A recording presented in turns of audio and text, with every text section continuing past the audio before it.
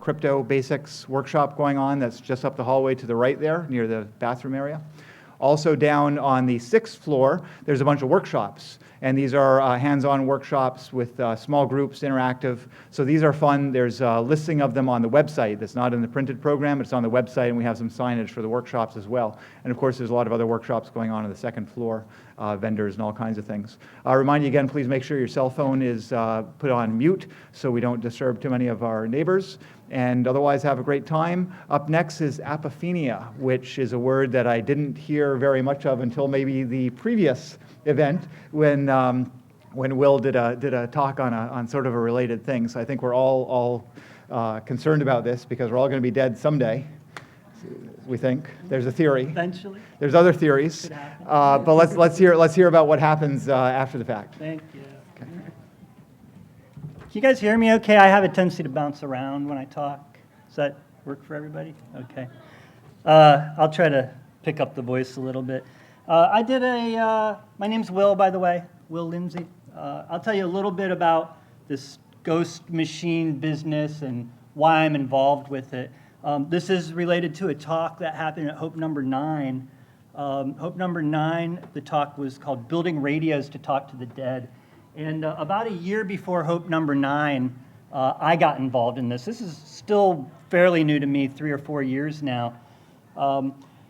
That talk was specifically about analog radio, and I found a whole culture of people online, a large international group of people who were changing, bending, breaking, hacking radios in order to communicate with the dead. I'd never heard anything like that in my life. I thought it was pretty interesting. Shortly thereafter, I realized that this thing they were doing, it's called EVP, electronic voice phenomena.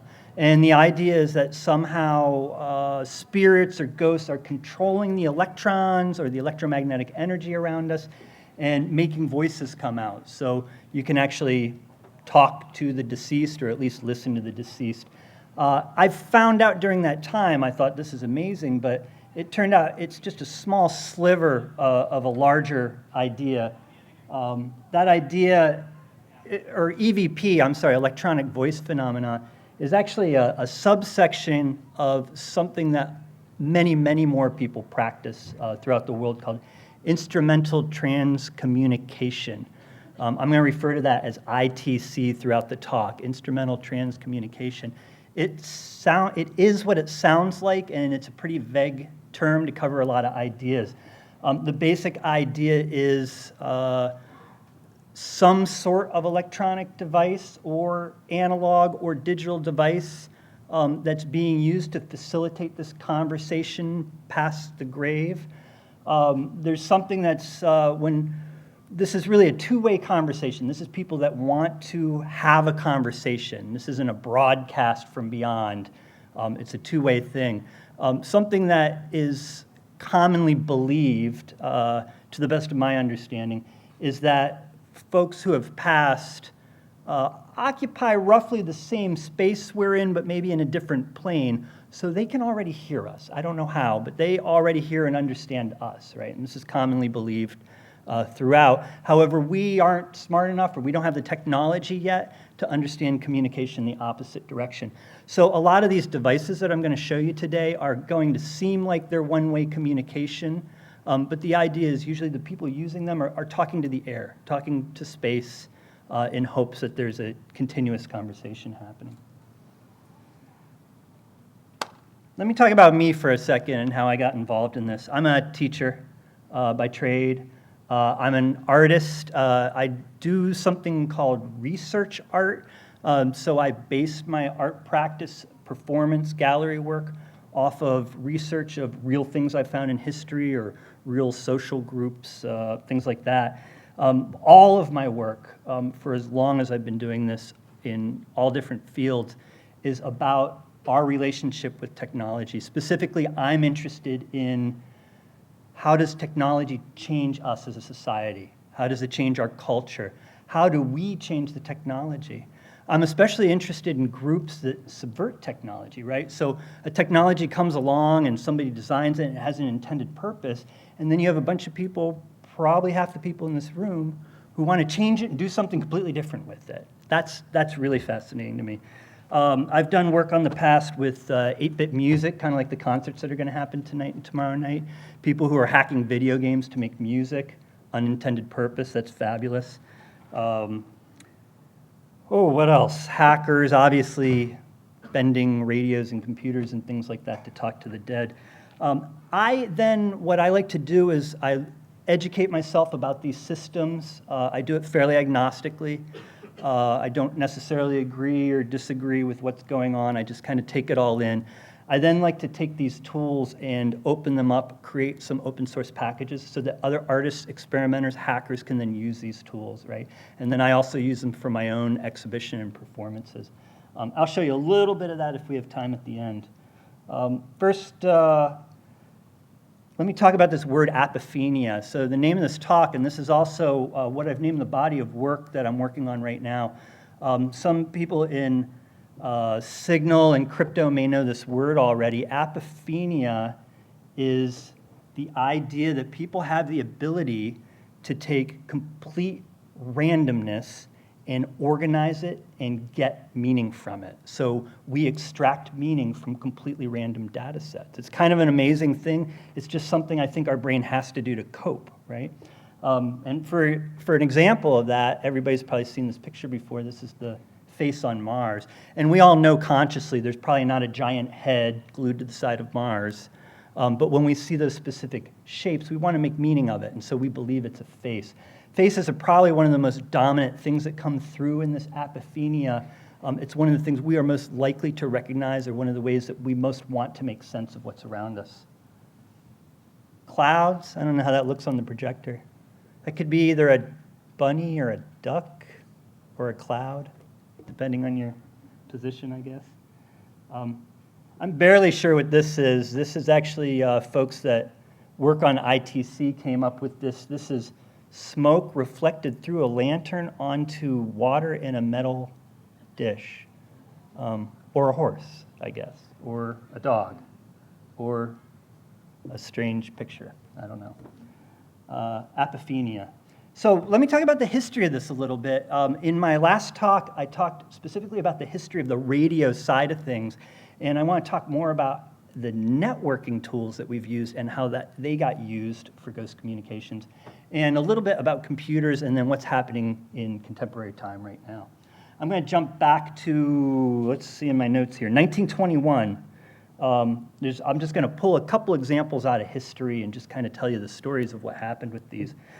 This gentleman named F.R. Melton, he was a radio operator in World War I. He lived in Nottingham, England. He published this design in a magazine called Light Magazine. I've not seen the whole issue. I've just seen scans of this design. He referred to this as a psychic telephone. And what Melton realized with his radio, and radio operators, I know there's some amateurs in the crowd out here probably already recognize this. When you're not transmitting or receiving, you want to detach that giant antenna that's going out of your house or the building you're working in case there's lightning or static or something like that, get it off the radio. And he realized that when he detached his antenna, he could still receive signals. Now, there's a lot of different theories on how that could possibly happen. In New York City, I think it's overload from the AM stations, right? But out in the middle of nowhere, it may be something completely different. Melton, based on where he was and what he knew about radio, theorized that the broadcast must be coming from in the room he was in, right? And the only explanation that he could decide from that point is that perhaps somebody occupying another plane in the same space, or the dead from beyond the grave, right? So he started taking that radio and tweaking it and tweaking the design of it to figure out what worked best to get this two-way communication going. And this is the design that he finally ended up with and published. Kind of an interesting one. Again, the output communication is yelling in the room, right? So there doesn't necessarily need to be a transmission. This is mostly about receiving in this device. D is the headphones, right? F is the jack to plug in the headphones, and E is a power source. I guess they used some dry cell batteries back then. A, he lists as a transmitter, and I believe this is an analog receiver, kind of like a microphone or something you would see on an old Victrola. that could vibrate with physical vibrations, not necessarily a radio transmitter. B is a balloon. I thought that was kind of an interesting part of the design. And then there's a little spring holding the whole works together. So something to do with the balloon expanding and contracting. And he believed that the spirits could manipulate that and then cause some kind of voices or sound to come through. I don't really know what happened to his research or why he quit or why we don't all have one of these in our house right now. Hard to say with some of these that I'll be talking about. This guy, let's see, I'm going to jump forward in history a little bit to 1940. This picture was taken much later. This is Gilbert Wright. He was a researcher for GE. Maybe somebody in the room might recognize his name. Apparently in 1943, he invented or patented silly putty, also working for GE. Silicon putty. So this is the guy responsible for that. I'm getting this secondhand through information in a very reliable source, a magazine called Fate magazine. This is an article that he was involved with in 1963. This was published, but it's about things that he did in the 40s. Apparently, he attended a seance, not too uncommon in that World War II era. Seances at the time, instead of having devices or radios or things to talk to the dead, would have a person who would channel that energy. Very questionable, which is why I think a lot of people started chasing these devices. We put our trust in technology, right? People you can't trust, but a computer or a radio or a piece of hardware, that's something we can trust in life. I don't know about that, but they believed it. Anyway, he was at a seance in, I believe this was 1940 when this happened. And the person running the seance was communicating the thoughts of who they believed to be Thomas Edison, right? And it took me quite a while to track down the story. Edison's ghost said there were some designs missing from his notes.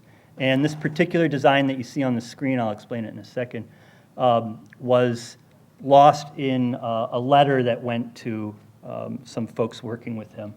The actual letter was never recovered, but somebody who said they saw the letter then traced this diagram from the letter and redrew it later. So this is about four hands whispered down the lane, or I guess the game of telephone, they say.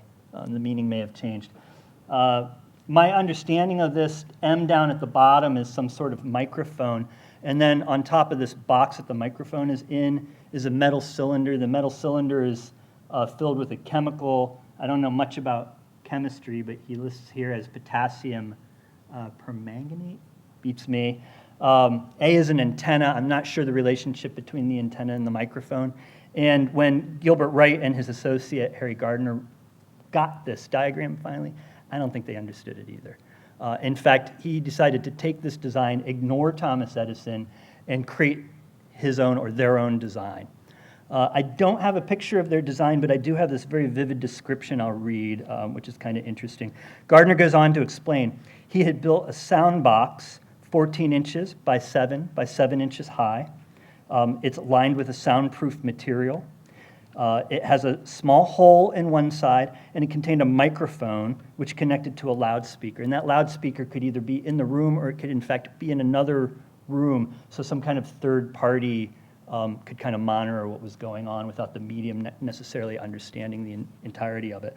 A medium did have to be present for this, and here's why. He says the idea is that, here's the theory, the sound box could be placed close to a medium, and ectoplasm projected from the solar plexus of the medium would go through the little hole in the box and create a diaphragm, and then the spirits could move that diaphragm, and that would create the voice the microphone would then pick up. Several people watched this happen. Apparently voices came out of it. If you watched my talk in Hope number 9, it turns out some of these people were ventriloquists. I'm not saying that's what happened in this case. But it's questionable, right? And apparently Wright decided to retire before he finished any research on it, so that kind of went nowhere. Oh, a seance. I don't know why I didn't show that picture. This is Coronet Magazine. This is a magazine from 1955. There's a whole series of ideas dealing with telephone. And probably everybody's heard a story about ghosts and telephones. I'll tell one of them. I think it's a fairly interesting one. This particular story was published by Alfred Hitchcock, of course, a reliable source, right? Alfred Hitchcock writing this story, but I had actually seen a second version of the story that Hitchcock based this writing on, and so there is some comparison that maybe somewhere back in history where this story began, some people actually told this story as a real thing that happened or real events. This story is about, Arne Gandy, young man in the 1930s, and he goes off to work for a shipping company. The shipping company has him on a boat that goes all over the world. And in 1933, they port in San Francisco. He goes running off the boat to have fun in San Francisco, and the boat leaves without him, right? He writes a letter to his family. The family receives the letter in January 5th, 1934. They received this letter from their son saying, hey, I've been stranded in San Francisco. I don't have my possessions. I have a little bit of money that I was carrying. I don't have any of my personal effects. I'm not really sure what I'm going to do. And they get this letter. 3 a.m., January 10th, on an unlisted phone number to the parents' house, the mother receives a call from a stranger, an unrecognized voice. And so the story goes, ghost, there, I gave it away already. The voice says, will you forgive your son if you promise that he can come home? And he's in a hospital in San Francisco, and there were several other voices that come into the call. And we'll send him home, right? Another voice then interrupts and kind of fades in, and the voice says, here I lie, propped up on pillows, I can't move. And then the line goes dead, right? It turns out that sometime later, the police found his body in San Francisco, and he had drowned in the water there. And an autopsy determined that he had actually died 48 hours before the phone call was made, right? So again, there's a lot of stories like this out there, and some are more questionable than others. I think this is probably one of the odder and maybe more historically embellished stories, which makes it kind of interesting. So many of these stories have happened just specifically about telephone, right, and the analog computer network that was telephone all the way up through the 1980s and 90s.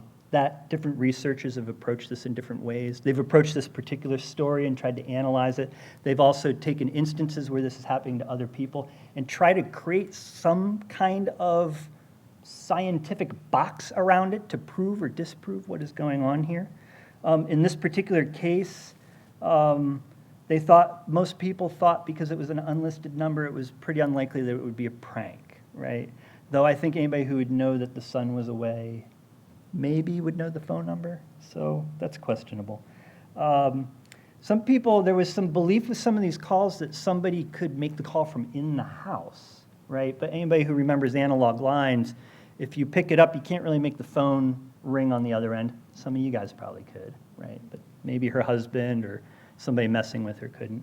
And you would hear the dial tone, right? And there was no dial tone in this call, it was just voice. Another theory that gets tossed around pretty often is that maybe the person who received the call is psychic, and they are actually channeling their own energies through the phone as an object, right? I don't know if that can be proved or disproved.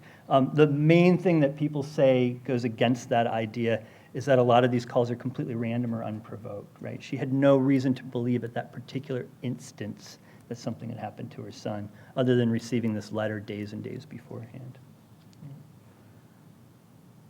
Move forward a little bit.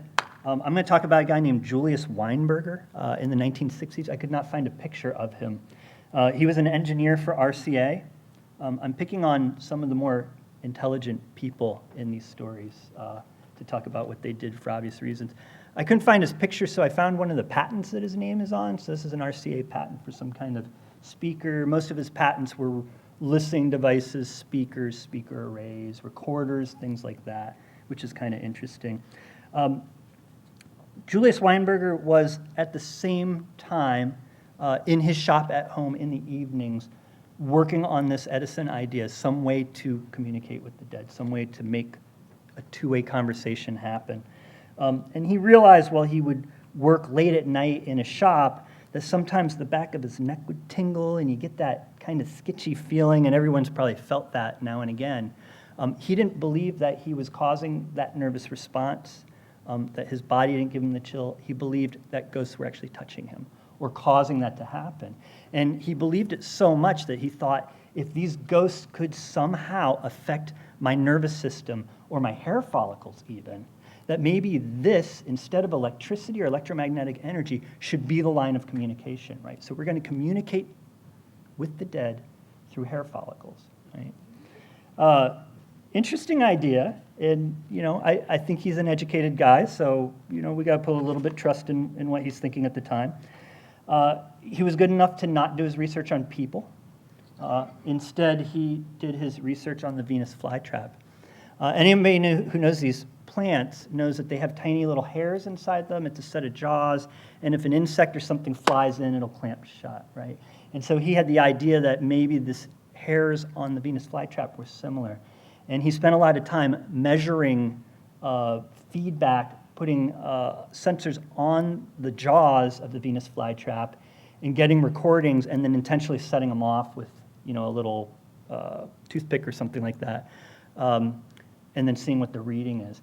And then he later kind of figured out that there was this little tiny 20 millivolt charge coming off of these plants right before they were about to close, and that maybe that was the instance when the hairs were being activated. And so he set up something that looks similar to this, and I'll talk about this picture in a second. An electrode on the top and bottom jaw of the Venus flytrap, put the Venus flytrap in a glass enclosure so nothing could interfere with it, or insects or dust couldn't get in there, and then just measured the pulses coming off of it. And he got tiny little pulses over and over. And he believed after a time of watching or listening to these pulses that they seemed to be patterned. They had a pattern to them. A pattern enough that he believed that maybe there was an intelligent force controlling them. And he cites one moment where he was so aggravated with not being able to translate this to Morse code or something that he knew, that he just said, for 5 minutes, don't make any pulses, and it didn't, right? Fortunately, nobody was in the room when that happened. He did get some other people to come see this, and many people did say that these pulses seemed intelligent. Specifically, the Institute for Parapsychology of the Foundation for Research, that sounds like a very important organization. I understand that that was a small arm of Duke University, and Duke went, nah, we're disassociating ourselves. The Institute for Parapsychology sent somebody, and that person said, yeah, it seems like there's intelligent patterns coming from these plants. But he's very old, and he should probably retire and stop working on this. So he did, and nothing more happened to it. This picture I thought was interesting. Some of you may have seen it before. Apparently, Make Magazine published a hack that you could get Venus flytraps to open and close by shoving voltage at them. And I noticed when I was reading the article that they used the exact same points that were in his research. So I don't know if there was some cross-education there, or the research came out with the same answers as to where those electrodes would go. I'm going to jump to 1980, 80 through 92. There's kind of a long space here of when this happened. This is a group, I'm not good with French, I'm going to butcher some German later too. Cercle d'études sur la transcommunication, Luxembourg. I'm going to refer to that as CETL, CETL. I'll just call it CETL for now. The translation I understand to mean the Transcommunication Studies Circle. So it sounds a little more important or big than they really were. But, they had a letterhead and a nice little logo, so it must have been the real deal. They were founded by these two people. This is Maggie and Jules Harsch-Fischbach. This is a later picture from the 80s. They were a little bit younger, but I had a hard time finding pictures of them back then. They used a lot of these different practices. They used a lot of the EVP, the electronic voice phenomenon practices that I talked about in the other talk, and they created some new methods and ideas to communicate with the dead. And they did this in an ongoing lab. what they decided over time was that they needed something called a bridge. This bridge was a bridge between here and beyond, and as long as that bridge existed, different devices could probably use that bridge for communication. And they used many different devices all the way up to the radios, the phones, and up through a Commodore 64, which I'll talk about in a little bit. There was some precedence to using computers for this, which is kind of interesting. There's the Commodore 64. There's a bunch of those downstairs in the mezzanine, which is kind of cool. This gentleman, I couldn't find a very good picture of him, Manfred Bowden. This was taken in Radio Luxembourg. He's the guy on the right. Bowden was interested in computers. He was an avid CBer in the 80s. He had a Commodore 64, and he was typing in. You'd get the magazine, and you'd have to type in the whole program by hand off the magazine. And he was typing in a biorhythms program. And while he was typing it, he believed the code changed in front of his eyes. And in fact, it happened a few times, and he had somebody to come over and say, "Did you see that? I saw it. Did you see it?" And several people said, "Yes, this really happened." I managed to get this output print, and this is the German I'm going to try to butcher. The underlined sections here, let's see. Ich bin da, I believe, is I am here. Du stirbst. Anybody with German help me with that? Are you dead or you will die? Is it future tense? You will die. Okay, future tense. You will die, Manfred. 1982, an Unfall's accident, right? So somebody was sending him a message through the computer by changing the program while he was typing to say, "You will die." And this happened several times throughout the program. You will die in an accident. Interesting, he died of a heart attack in 1990. But there it is, so a little bit of evidence of ghosts using computers. I'll jump back to, so he was not associated with Settle. He was elsewhere in Luxembourg. Settle got so good at this, and they developed this bridge and kept the bridge, that ghosts started using their Commodore 64 as a sort of Dropbox. And they would just put they would put text files and images, and they would wake up in the morning, turn on the computer, and, oh, look, we received a message from the dead. And I have some examples of that here. This is, now these, the resolution on these images is a little wacky. Settle was producing a journal back in the 80s and 90s, which I understand to be almost like a fanzine that was Xeroxed. So this has been printed, Xeroxed, and then scanned back onto the internet where I found it. Some of these I shot out of a book that I have, but they all pretty much look like this. This is an image from the dead, right? They're sending a photograph. This is, to the right, Hal Roach. Somebody might recognize that name. He's the guy who created Little Rascals, or Our Gang. Looks pretty young in this picture, but apparently when you're dead, you can look as young as you want. So everybody likes to look young when they're dead. This was received in 1992. On the left, there's two women there. One is Janet Meek, and the other one is Nancy Carroll. And if you heard my talk at Hope 9, Meek is a very big name in kind of the hucksterism side of EVP and using the radios. So that name's fairly easy to recognize with people who are part of this community. I say huckster, I guess I shouldn't say it so loudly, but that was my reading on it.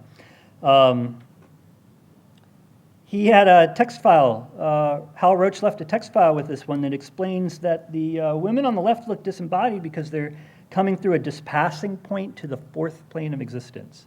Apparently there's multiple planes of existence when you die, and this is the fourth one. Here's an image of a man named Yang Foods.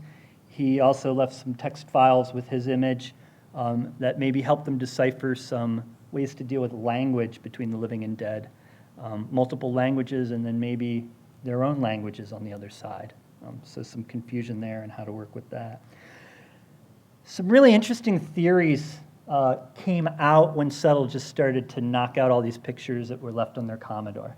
And some things changed from what people believed about EVP.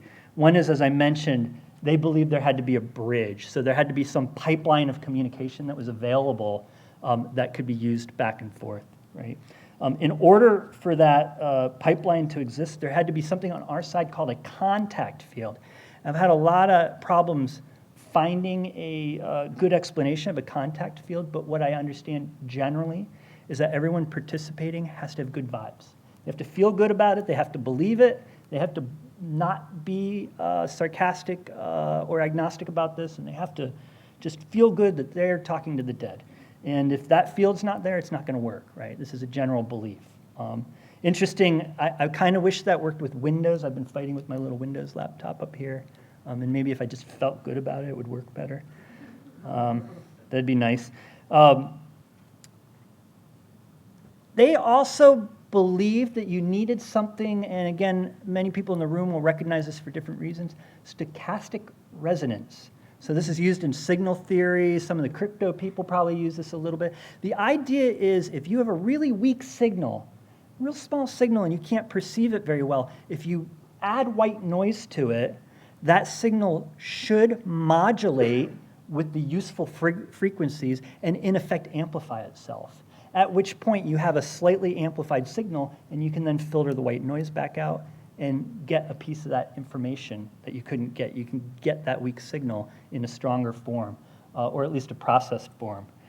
So you'll see a lot from this period forward about this white noise being part of the process. There has to be some noise in there in order for us to understand better.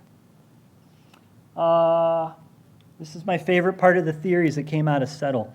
The folks at Settle believed that not just any ghost could do this, that in fact it was dead scientists and they were working really hard to communicate with us. So hard, in fact, that they set up a lab, and this is one of a couple images I have of the lab. It's called the Time Stream Space Lab. So this is a space lab. It is on the astral plane of Marduk. I don't know the names for them, but it's on one of the planes there. The lab is run by this lady, I'll say lady, Sweden Salter. Sweden Salter explained in some text files that she is not a dead person from Earth, but she's actually from a planet called Verid. Verid is a parallel planet to Earth, according to these text files. Kind of interesting, to her side is a picture of, I guess on her computer, of a transmission that they are about to send to Earth. And I also found this, which is a transmission that somebody in Germany said they received around that time period. So I think that was the idea there. I don't know if the people who received it were related to Settle or not. Apparently on the planet Verid, they wear fringe, kind of like that. Here's another picture of the lab. This is Sweden Salter and somebody who looks like they're dressed like the KKK in the lab outfit. I don't know exactly why they have to dress like that to do it. So here's some little pieces of history I've spit out, got us up into the 1990s. Of course, there's some contemporary manifestations of that. Some of you may have seen them, but I'm just going to go through a few of them that I've found. Software, right? There's people who are interested in this, who are programmers, and so they created software. This is a particular piece of software called EVP Maker. EVP Maker takes, you can pipe any audio into it on your computer, and it will digitally dice the audio into tenth of a second fragments, and then it will pile it back together in no particular order. And then the idea is that you're supposed to play this while you're trying to communicate with those who've passed, and the ghosts can somehow manipulate the samples, and with maybe some white noise or a little stochastic resonance, you can actually get some communication out of that. I have an audio sample I'll play real quick of what this guy sounds like, so I'm going to hop out of my slideshow here. This is a sample file that the person who wrote it published. This is using 3 different voices run through this processing software, and is during a communication if you hear a little bit of a real person in there. Gibt es bei euch etwas, was für uns die Materie ist?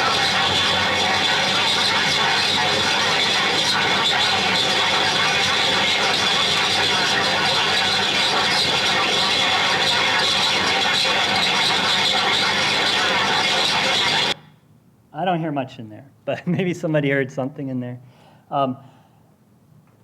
I understand talking to people who do this that this is a trained skill to be able to hear the voices. So a lot of times when you hear these samples, they'll be looped over and over and over, and if you concentrate really hard and listen to a lot of them, you'll actually start hearing voices. Funny how that works. But EVP maker. I mentioned something kind of off the cuff. I said they're put together in no particular order. They're random, right? All the crypto people in here shaking their head, saying not random from a computer. And the folks who did this recognized that, that our version of random from a computer isn't really random, but there's a seed in there and it's close to random. But people got a little upset about that, and so the folks who use this started publishing circuits online to create external true random generators, right? And the idea with these, and again, I suspect crypto people also want to do the same thing, but the idea here was having this external device was also another place that maybe spirits could manipulate the randomness of it.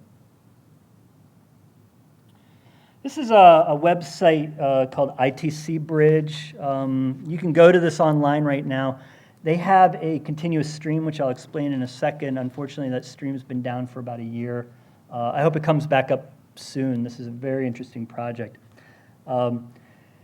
ITC Bridge remotely networked a sensor over Ustream and took audio, converted the audio to images via spectrogram. So this is a software program that takes audio and maps different frequencies in the audio over time. So you end up with this kind of waterfall display, either left, right, or up and down, with dots, pixels, images that represent different variables in the frequency or different loudnesses to parts of the frequency, in the hopes to see images coming from this sound. It's not running right now. I'll read the explanation of the last setup they have, and I believe he's going to do the same thing again. The gentleman who set up this website, I'm sorry, his name's Keith Clark. He has a shortwave radio in a shed. Oh, I have a picture of the shed. Shortwave radio in a shed. Instead of being connected to an antenna, the antenna is connected to ground, to earth. There's a condenser microphone approximately 1 inch away from the radio speaker. There's an XLR cable that runs from the microphone 100 feet into the house. That runs into an audio mixer. The audio mixer is just leveling everything out and then outputs to a computer sound card.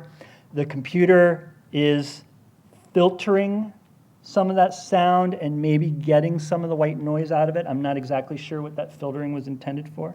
And then it outputs to another computer, which is sending up to Ustream. The idea being that community members at ITC Bridge can work together, all work on the same stream, so there's multiple people looking at the same evidence, right? So there's some comparison of notes to this. And they're invited to record parts of the stream, pull stills off of it, publish images that they find on the stream, and maybe some of that audio. Interestingly, he made it very clear when he set this up that he did not expect there to be any EVP. He did not expect anybody to hear voices. This was for people who have passed, or maybe Time Stream Space Lab, to send pictures, right? Specifically for that purpose. Here's this gets on the edge of pop culture for me. This is called X Paranormal. This piece of software is produced by extremecensus.com. They have a couple of these. You load it up on your PC. It's a Windows-based. It will find your network card and your Wi-Fi, whichever one you have. If you don't have anything plugged into your network, it will use the open jack, and it will try to read any anomalies in the signal where there shouldn't be a signal, which is kind of interesting. I didn't have a terrible amount of success with this one. They published in their adverts, they say it uses live calculations. They say it uses real-time scanning. I guess that's scanning the Wi-Fi port. It tracks something called R-flux. I had to do a little bit of research, and you can see that flat line on the top in my version of it that says R-flux. RFlux stands for Rapid Singular Flux Quantum, and I understand this in my layman terms to be on the silicon level in computers. There can be minute fluctuations that are not intended by design, and so this is supposed to be tracking those tiny, tiny fluctuations. I read a little bit about flux quantum to see if this was feasible, and apparently it didn't work on my laptop because I don't have a cryogenic cooling package. You have to cool the silicon in order to read these fluctuations. So not a lot of luck with this one on my part. This is another one they produce. The software interface looks like it's not this blurry. It looks like a handheld recorder. The idea is that it can take multiple line inputs or microphone inputs, depending on what you want to plug in. While you're trying to communicate, you can record from various sources. It mixes them together with white noise, again, the stochastic resonance, and then filters that out and produces some kind of voice output from that. I won't give that one too much time. This is, let's see. Oh, of course, there's an app for that, right? We all have smartphones, so there's a bunch of these smartphone apps for ITC. This one is called Ghost Detector app. The author of this one, I have no idea how this one works. I really couldn't get much out of this one. This is a ghost radar. It apparently uses your GPS and Wi-Fi to detect ghosts up to a 9-mile radius. I don't know where 9 miles comes from. There's a microphone, and if you actually see a blip on the radar, you can talk, and it will use voice synthesis to possibly turn the received signals into some kind of voice. I don't know exactly how this one works. I do know how the next one works, and it may be related. This is called EMF meter. This is kind of interesting. Most of our smartphones these days have GPS on them. And part of that GPS package or the chip that's on there usually has a magnetometer, a sensor designed to be the compass, right? So we can find magnetic north. Not only can we figure out where we're going from the GPS, but we can figure out where magnetic north is and determine which direction we're facing in any given moment. This app and a lot of these apps apparently untether the magnetic sensor from the GPS sensor. And use it as an EMF detector, EMF electromagnetic frequencies. The interesting thing about this one is I don't know if it was originally designed for ghost hunters, but you can detect your laptop spinning, or a fan, or motors, or computers, or television. So anything that puts out stray electromagnetic energy can be detected by this. And it does seem to work. Here's another version of it. This is called Ghost Catcher Camera. It does exactly the same thing, and when it sees a spike of a certain amount, it will then turn on the microphone and start flickering your camera, and you're invited to kind of run around with your phone in front of you while you're ghost hunting so that maybe you can look at them later and catch a picture of it. That's what's out there right now. There's an app for that. I take this all a little different direction. Right now, I'm in the process of pulling these tools together in my own work. I've done a couple exhibitions now using these tools. I wanted to show you a failure first. Folks probably recognize that little black box as a Raspberry Pi. I've been working a lot with the Raspberry Pi. It's very malleable and cheap and nearly disposable. This particular one has a Wi-Fi adapter on it.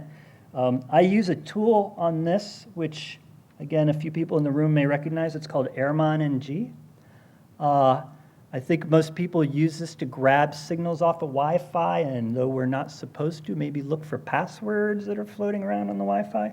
I do something a little different with it. I take the signal off of Airmon that I get in local Wi-Fi systems, and I pipe it through to a program called SOX. This is referred to as a Swiss Army knife of audio. SOX is a fabulous program. You can take anything and pipe it into SOX and get audio out the other end. And then I run the audio into a spectrogram software to see if I can catch some of these images.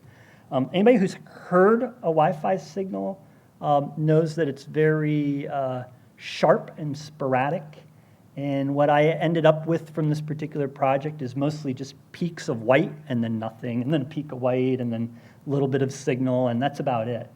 I want to keep working with it. I think it's an interesting idea. Maybe I should spend some time in New York City where there's a little more Wi-Fi than where I am. Maybe some white noise needs to be added. That always seems to always be the answer. This recently exhibited and is going off to Ireland pretty soon. I refer to this as my Ghost Vox machine. I built it inside the case of an old radio police scanner from the 60s, I believe. Again, a Raspberry Pi inside of here. A little different idea here. This has a small, untuned antenna on no particular frequency with no loop to tune it. Amplified. It's fairly broadband signal I'm capturing. I'm using that signal as basically a random generator. I'm then taking the random bits that I get out of that and I'm mapping it out to phoneme database, right? Phonemes, for folks that are not familiar, are the tiniest part of speech in our language.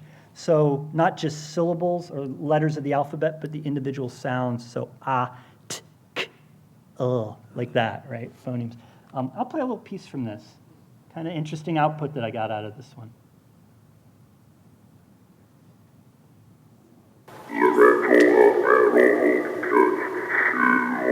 It's very chatty.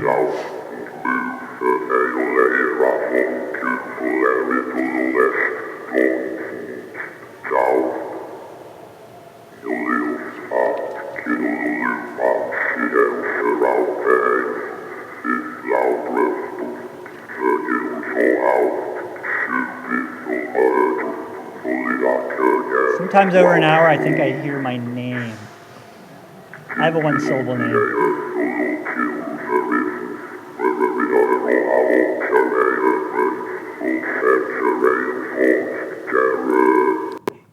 I'm going to release that setup pretty soon. I'm pretty excited about it. Get some interesting sounds out of this. The other one I have, and I'll move along pretty quickly here. I see we only have probably 10 minutes or so left. Similar untuned antenna going into a propeller microcontroller. This is another microcontroller that doesn't run an operating system. And I have this one taking the random set and using it to basically generate an A-life algorithm to produce an image. And I'm building a series of fairly large LED screens to project this on. This is 3 foot by 4 foot. You can hear the other guy talking away in the background. This is in the same gallery.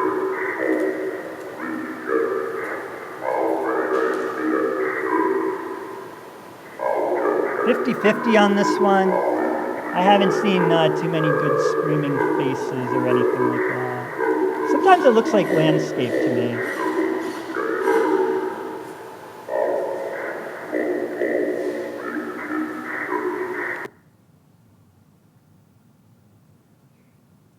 I got one more here I'll show you guys, and in fact, I'll play an old bottle cap.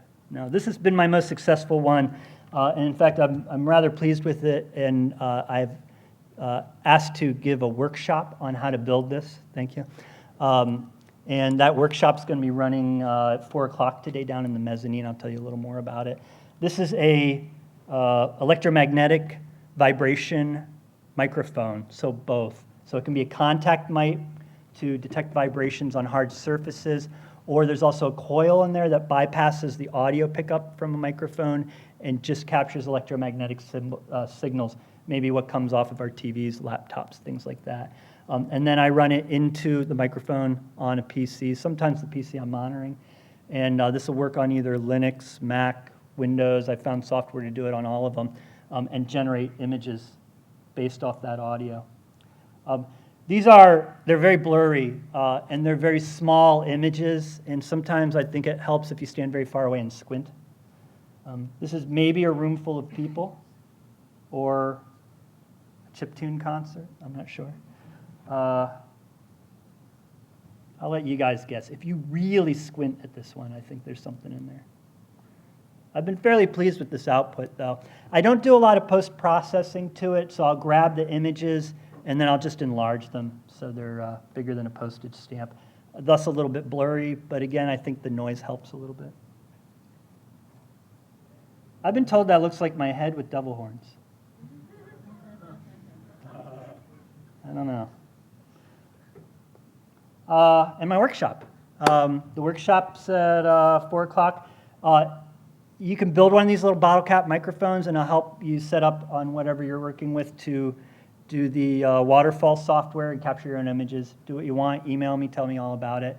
I have little kits. They're about $6 is the cost of them. You have to bring your own bottle cap, so you may want to stop and get some Club Mate on the way. It's just a case to hold the whole thing in. The workshop's listed for 3 hours. I'm going to hang out for 3 hours. I suspect if you've never soldered before, this will take you about a half hour. If you've soldered before, you can probably do it in 10 minutes. And I've published the whole thing on the wiki, on the Hope Wiki. So if you don't have any interest in this, or there's so many awesome talks going on, you can just grab the parts list and the instructions later and try it yourself. If you do, please email me. Let me know if you catch anything. Or use it in an exhibit or performance or something like that. I'd love to hear about it. Is it worth questions? Do we have enough time? I don't know. I can't see out there at all, so. Yeah, maybe, if there are questions. Yeah. So it seems from the historical aspect that the methods of detecting the ghosts progress with technology that is available. Yeah. Right? Did you look into compression artifacts of MP3s or something like that? Yeah. Did you really strongly compress it? Maybe you can hear some ghosts there. Yeah, I've actually done process work before I got involved with this project on that exact thing, and it's come to my mind, nobody in this community has gone that direction yet. I'm very interested in it, and you're right, there's a lot of beautiful noise in those when you really compress something. Yeah, it's amazing. Anything else? No, it's not a crystal ball effect, and you're just not concentrating on something and it's emerging from your own unconscious. I'm sorry, the crystal ball? Yeah, it's in other words, it was just a device to focus the attention, and then the unconscious comes. Yeah, I think the subtle people believe that. I kind of believe it. I think if this is something you really believe works, you could probably do it with a pen. I think you're absolutely right. The technology is immaterial. I am interested in the fact that a lot of times people who engage with this technology do so because they don't know how it works, which is kind of fascinating, right? So there's already some mysticism. I don't know how to program this. It just does its thing, right? So maybe it does other things too.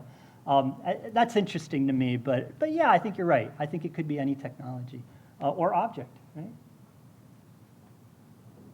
Good, thanks. I see one way in the back, and then I guess I'll let you go.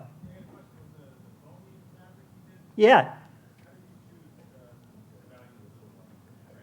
Yeah, I actually just did a straight up lookup table, and I ranged the signal coming in to the number of elements in my data table and let it decide.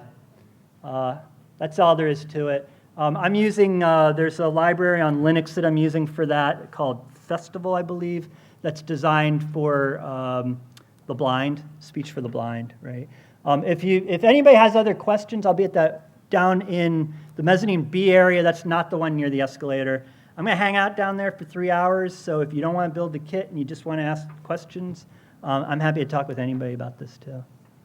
Thank you. I'll catch you later.